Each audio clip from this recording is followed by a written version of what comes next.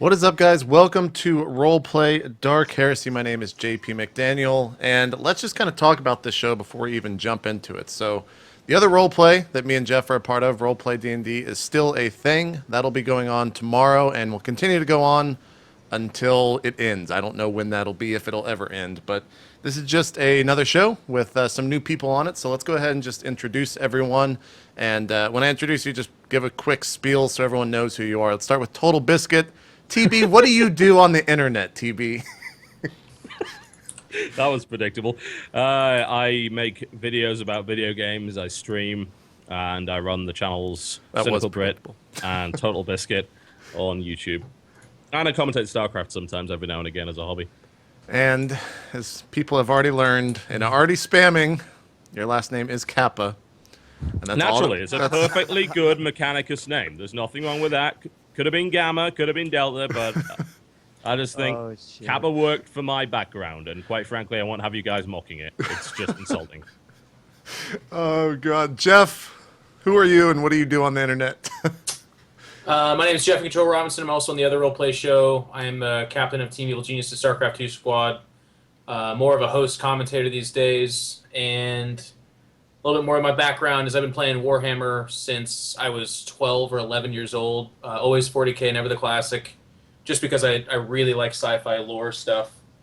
And I collect Tyranids, Grey Knights, and Chaos. Also, I'm 27 years old and looking for a partner in San Francisco. I'll let you define what I mean by that. Perfect. Wheat, who are you, and what do you do on the internet? Oh, your mic's really low, Wheat. Whoa. Whoa. Whoa. Whoa. How about now? No. No, man. For the audio engineer on this show, Wheat, you're just. I'll do the quick introduction for Wheat. This is his first time on Skype and the internet. He's a baseball commentator. Still, man. You're still quiet, man. Did you adjust it in Skype? No, I didn't do shit. He didn't apply the sacred oils to start with. Now you're better. Now it's getting louder, whatever you're just tweaking. Do it again. Now. No. Nope. It You went down. back. I just Praise the turned it Omnisire. up. I just turned it up. Now? More? Keep going. Keep more. It's all the way up. It's gonna blow your guys' freaking ears out. Not yet. Not yet, buddy. Oh, it isn't. No, There you go. Now it's good. Now it's perfect. All right. Now? Yeah. Yeah, Yes. You're good. Shit. You're good. Okay, I see. I think it's a cable issue. I'll look into that in a second. So I am a professional audio engineer. All right. He works for NASL. We decided to bring out the sound guy. Full time. Lots of people don't know that. Actually, I work sort of in esports, but also full time as an employee of Twitch, working a lot on the mobile side and new media. But I also love role-playing games, and little known fact is that I always play role-playing games and MMOs as a female. So excited to be here. We'll get to that in a minute. Steven Lumpkin, who are Hi, you? guys. And what do you do, even on the internet? Man, I don't do a whole lot on the internet. I'm not a big internet kind of person. The internet and I don't know about that.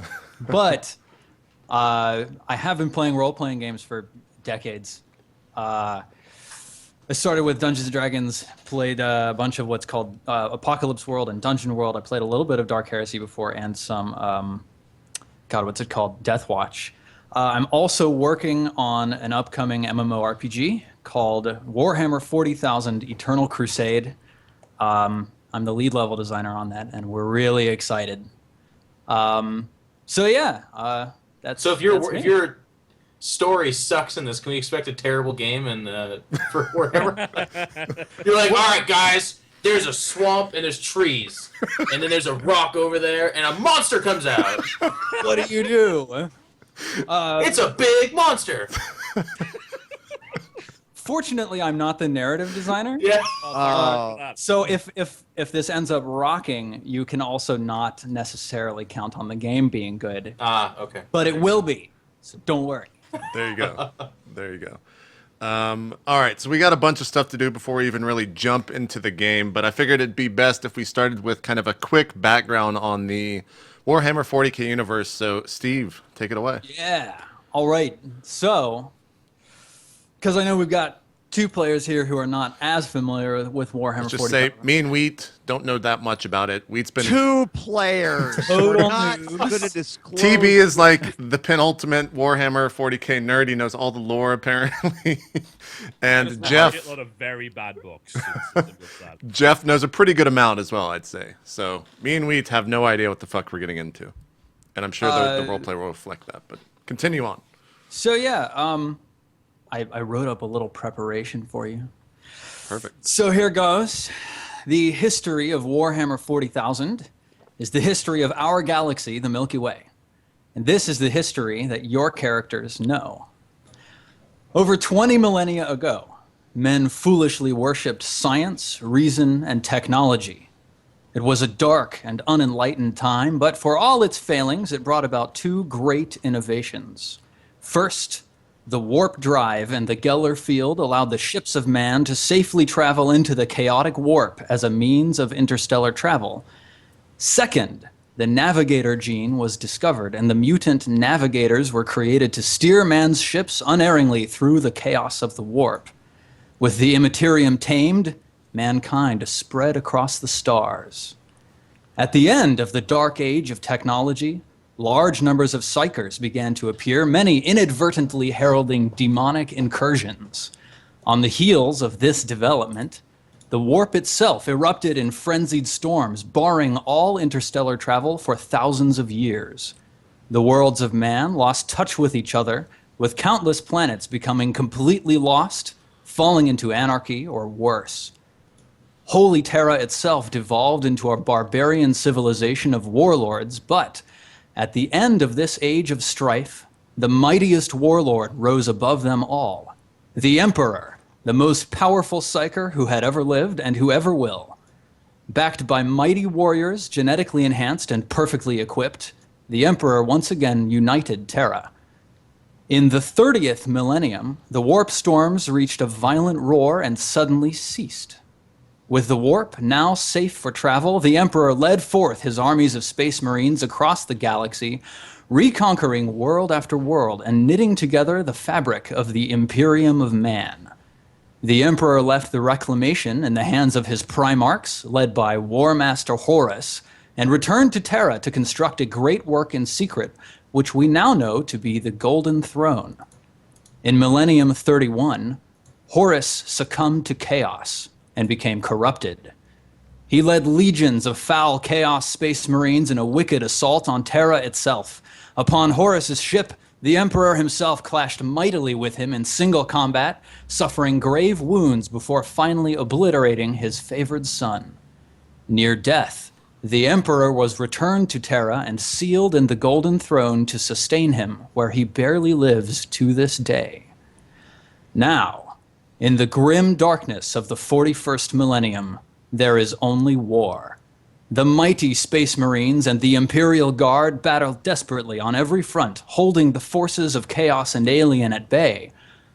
But this is not that kind of story. No. Within its borders, the Imperium of Man is beset by demons of the warp, terrifying alien Xenos who threaten to overrun humanity, and wicked heretics who refuse to acknowledge the light of the God Emperor of mankind.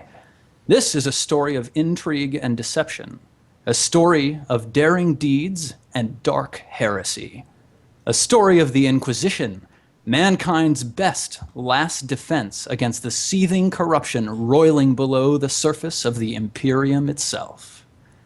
And that's that. Who wants to follow that? Because it's going to look like shit after that exposition. I don't even know where to go, but that sounds awesome. Well, I know where to go. Okay, good. I figured we would introduce the setting a little bit. So, The level, if you will. yeah. From maybe a designer. Well, you know, I do what I can. Let's see We if are it shuts in up. the Calixis sector, which Jeff, your character, knows is in the Segmentum Obscurum on the northern edge of the galaxy. We're in the Calixian. So we know that. We're in the Calixian subsector known as Hazeroth Abyss on the city-encrusted hive world of Samson IV, in Hive Eutraxis, directly overseen by planetary governor Zaria Theopoia.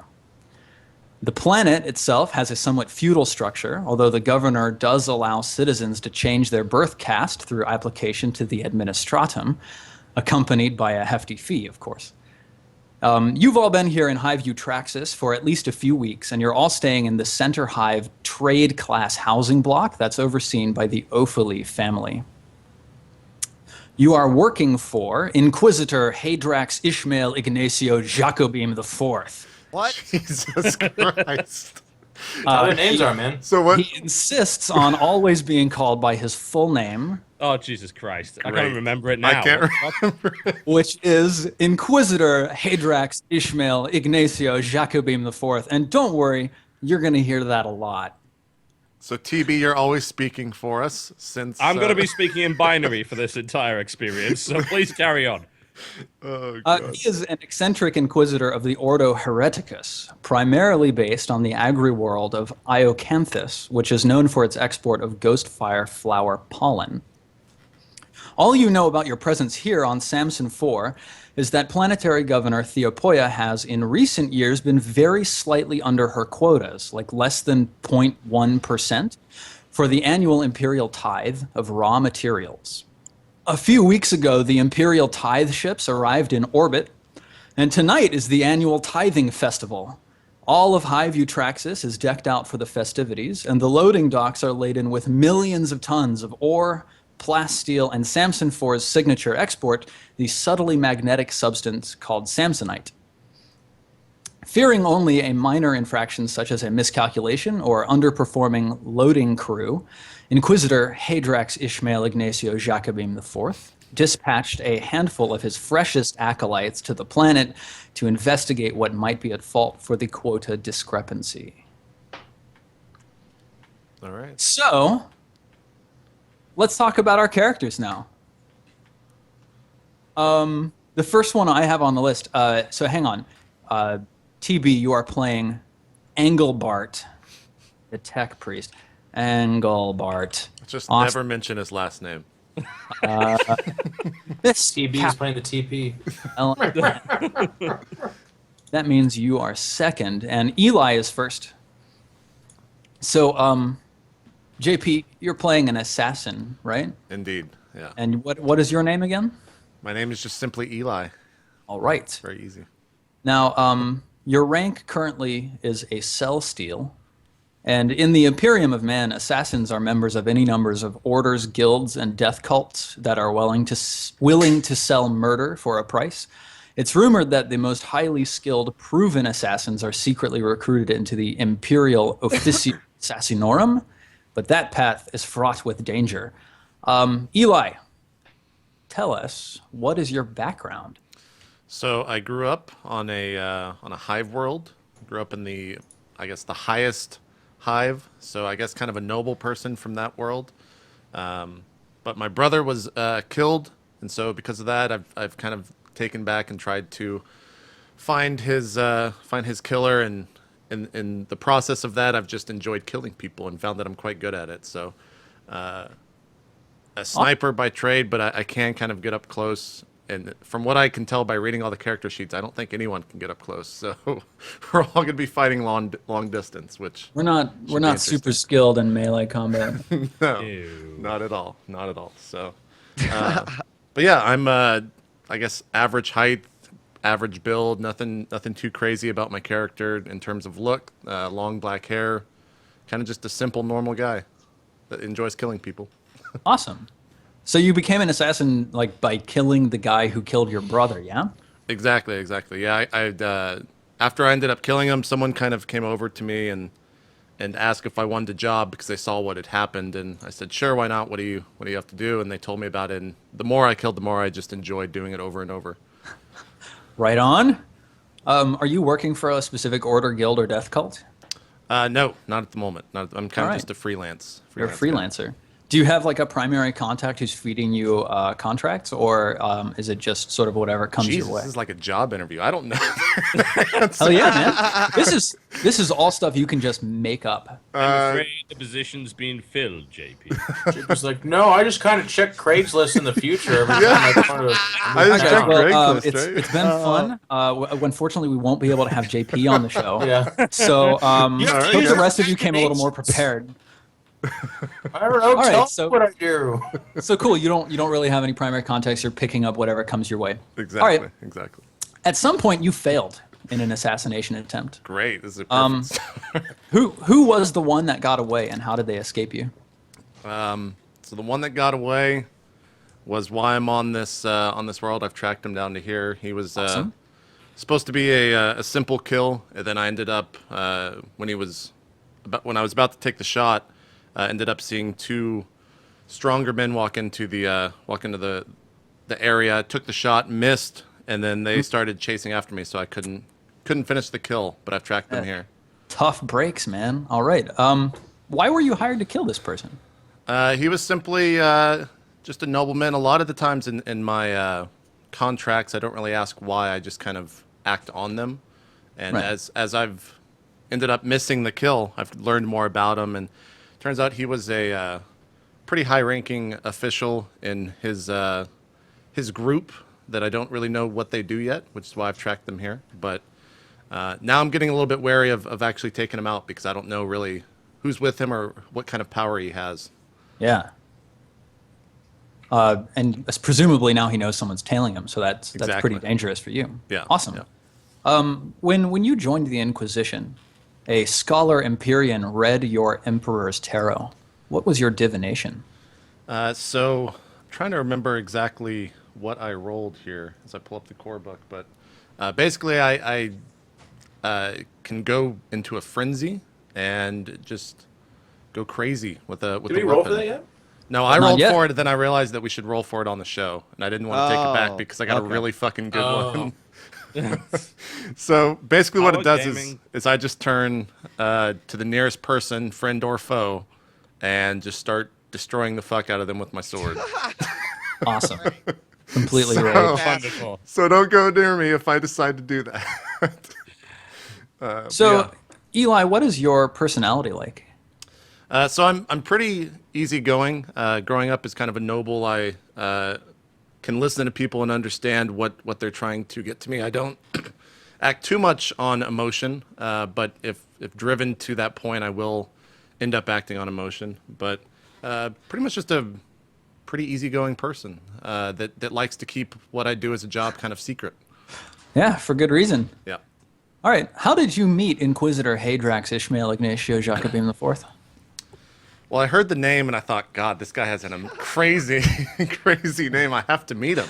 And I tracked him down, and he had heard of me through some other jobs and some back channels that I had done. And I asked him if he had any work for me, and that I would like to kind of keep it between us, and would still also like to help him out in some way. So that's kind of how we grew to be. And I guess he put me with these other three characters.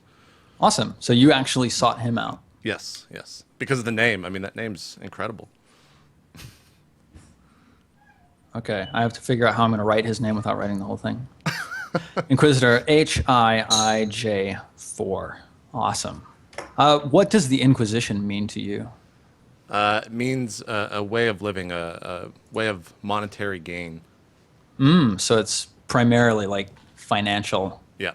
investment. Okay, Yeah. awesome. What will you sacrifice for the Inquisition? Jesus, these are job interview questions.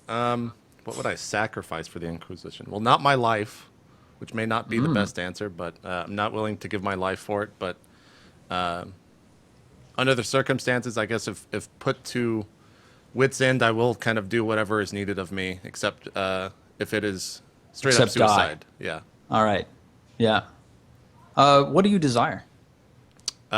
Money, and I'm not in it for fame or anything. I'm just kind of looking to gain monetary things. Awesome. What do you Can I hate? ask him a question, by the way? Yeah. Do it, TB. I'm just interested to know, like, why would someone from a noble birth be interested in acquiring money? Why don't you already have it? Where'd it all go?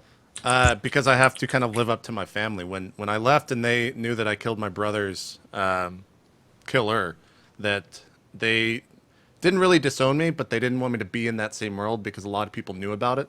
So when I left, I was given some money, but I'm not super wealthy. So that's kind of Fallen what I'm from doing. grace. Yeah. All right. So you're trying to like make your own fortune. Yeah, Exactly. cool. Yeah. All right, I'm going to send you 4 bonds, and you're going to choose 2 of them and discuss with your compatriots here which of them you think applies. I'm just going to drop them into the Skype chat we've got here. Sure. So you choose up to 2. You don't have to choose any of them, but you can choose up to 2. Oh, Jesus. Okay. Would you read them out for us? Yeah. So blank knows incriminating details about me. I don't trust blank. I believe they harbor a dark secret. Blank owes me their life, whether they admit it or not. Blank is a liability, not an asset. Before we decide whose names you're going to fill in there, let me just really quick. This is actually a gameplay thing. You'll establish these relationships between people, and both the person who picks it and the person who is picked get to sort of decide what that actually means for their characters. If you are ever trying to help or hinder someone that you have a bond with, you get +10 for the number of bonds you have with that person. And if in the course of a session you ever resolve a bond, so like so-and-so knows incriminating details about me, if you manage to like kill him or clear the air or feel like that bond is no longer applicable, you'll gain XP for that. Interesting. Okay. So I guess knowing the classes, the first one I'll say, as I look over at the overlay, Frick's Pilgrim is a liability, not an asset. I don't trust the psychers. Wheat's gonna end up killing me this episode probably. Second one, I'm gonna say Mr. Kappa owes me their life, whether they admit it or not. Definitely won't be admitting that. Oh God.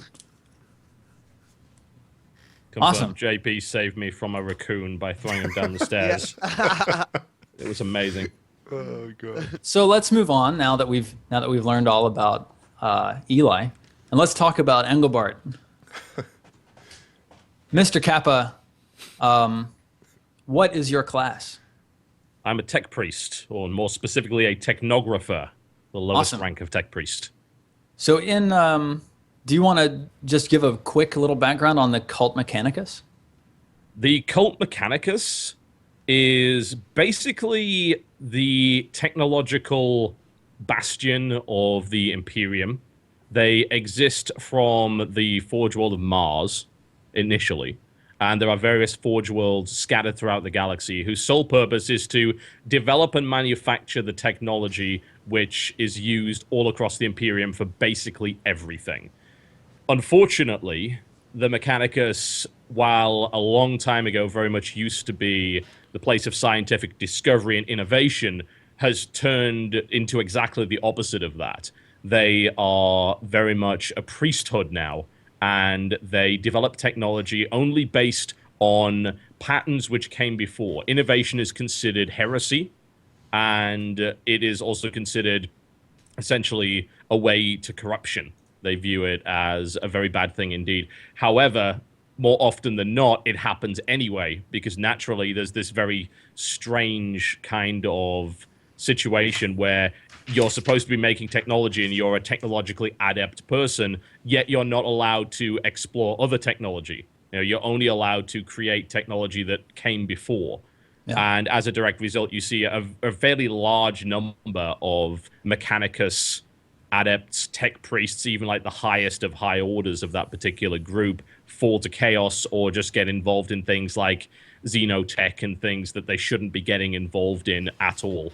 But the weird situation between the Imperium and the Mechanicus is the Mechanicus worship the machine god, who technically is not the Emperor, but they claim is an aspect of the Emperor, because if you worship anyone else, you're basically a heretic. The thing is, they kind of get away with it, because without the Mechanicus, the Imperium would be royally fucked. So Awesome. it's a situation where they're kind of tolerated because they're needed, they're required. Yeah, sounds good. So, what is your background, Engelbart? My background is that I was void-born, which means that I was born in space. Not specifically space, but in something that was in space. It's specifically an orbital maintenance platform, distant orbital maintenance platform. Very much a kind of decaying space station. Its sole purpose was to maintain and repair passing ship traffic, whether it be cargo ships, rogue traders, the occasional patrol craft. Nothing particularly large for the most part. And I was drafted into the technical staff of the station at a very early age, mostly as child labor due to very small stature and the ability to crawl into very small maintenance ducts and things like that. And that actually resulted in my character growing very stunted and also with a stooped stance, so he's not very tall. Obvious affinity with technology, as you might imagine, and he was eventually brought into the Mechanicus after a passing exploratory vessel had to dock there for repairs, and he was spotted by a tech priest who recognized potential talent there, and also since they lost a good number of their crew in the process of this exploratory mission, they needed to try and replenish their ranks. He's a little bit agoraphobic since he spent most of his life in very tiny spaces, in crawl spaces and things like that, so kind of prefers to be on ships in smaller spaces. Hives are okay too, in just cramped conditions rather than big open spaces, and is kind of conflicted as to whether or not he wishes to kind of go out and see the wonders of the world and find out about new technologies and just kind of stay in a safe place that he's comfortable in. So he's a little bit reluctant to be on this mission. So to you, what's more important, preserving existing knowledge or uncovering new knowledge? Well, that's the conflict, isn't it? That's all the conflict of pretty much any Mechanicus. It's a case of, well, you have to respect old technology because it's the only way of doing things, so says the Cult Mechanicus, but let's be entirely honest here, you're always looking for new and interesting things. So the importance is a conflict between the two. Yeah. Okay, let's see. Before you joined the ranks of the tech priests, you had a heated and emotional disagreement with someone who tried to stop you from joining. Who was it and what was the argument about? That was, in fact, the head of the technical staff on the station who valued my services but never really respected me, simply used me as you would a power welder or something along those lines, treated as a tool to fix very delicate technical systems in small places. So the technical staff was overstretched as it is. He didn't want to see one of his more talented recruits go. And as a direct result, he did try and stop me. Cool. So when you joined the Inquisition, the Scholar Empyrean also read your Emperor's Tarot. Would you roll 1d100 and let's find out what you earned? All right. Before he does this, oh damn it, I was too late. I was gonna say before he does this, I just want to read some of the random ones. But what is that? What did you get? 26, you said. Yep. I'm almost there. There we go. That is know the mutant, kill the mutant. You increase your perception score by +2. Okay. Not bad. Not bad. Some of them are, for example, dark dreams lie upon the heart. You begin play with 2 corruption points.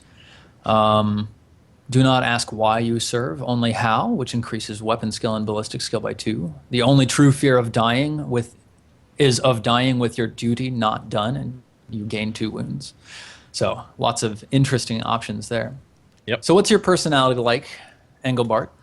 Very reserved, not exactly social. Spent most of his life in solitude. So he's not particularly... He's not a very personable kind of guy, let's just say that. He's more interested in machines, as you might imagine, than he is in people. The natural doctrine of the Cult Mechanicus is that life has no value beyond its raw materials. So that's essentially the way that he's been brought up to treat life and to treat people as a direct result. So not exactly the easiest guy to get along with. Cool. How did you meet Inquisitor Hadrax Ishmael Ignacio Jacobim IV?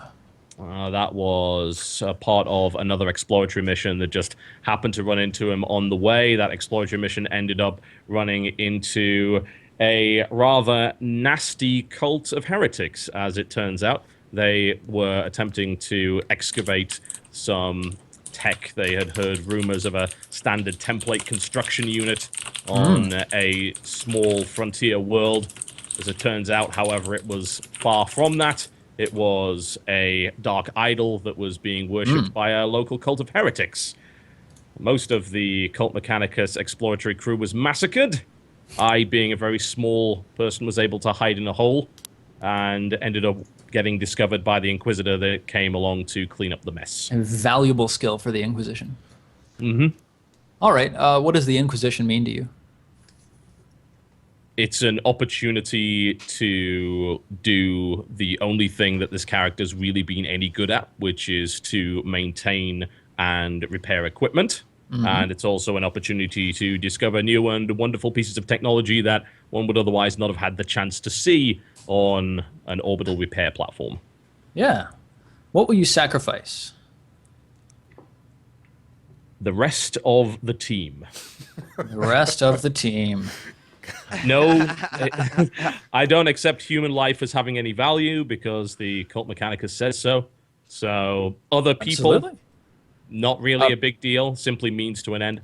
I think that's very noble of you, Engelbart, to be willing to sacrifice the entire rest of the team for the Inquisition. What do you desire? I can't just say a bitchin' mechadendrite, can I? That can be one. Can I have a bitchin' mechadendrite? I want one of those, yeah. The desire is to cast off the restrictions of this flesh and become fully machine eventually. Unfortunately, that also involves rising through the ranks as a tech priest. Right on. What do you hate? Large open spaces. Screwdrivers. Large open spaces and screwdrivers. All right, here are your bonds. You can choose up to 2 of them. Okay. Will you read them out for us? All right. So, potential bonds. Blank has insulted the Omnisire. I don't trust them. I'm working on converting Blank to my beliefs in the Emperor as the Omnisire. Blank meets only the basest definition of sentience and intelligence. I will work to enlighten them. Oh, this is going to be good. Blank is a logical and efficient actor. This is someone that I can trust. Okay. Well, Jeff iNcontroL Robinson meets only the basest definition of sentience and intelligence. That's actually true. Yep, I will work to enlighten them. Oh god. The rigorous bonds of Imperial law have absolutely no meaning to the Cult Mechanicus. Jeff must be informed that the value of human life is meaningless. Awesome. Which one? I'm 2. Which one's the other one? Which one is the other one? JP has insulted the Omnisire, obviously. Interesting. Yeah. I don't trust him. So, Eli, it's going to be up to you to think about what you might have done recently that could be construed as an insult to the Omnisire. Sure.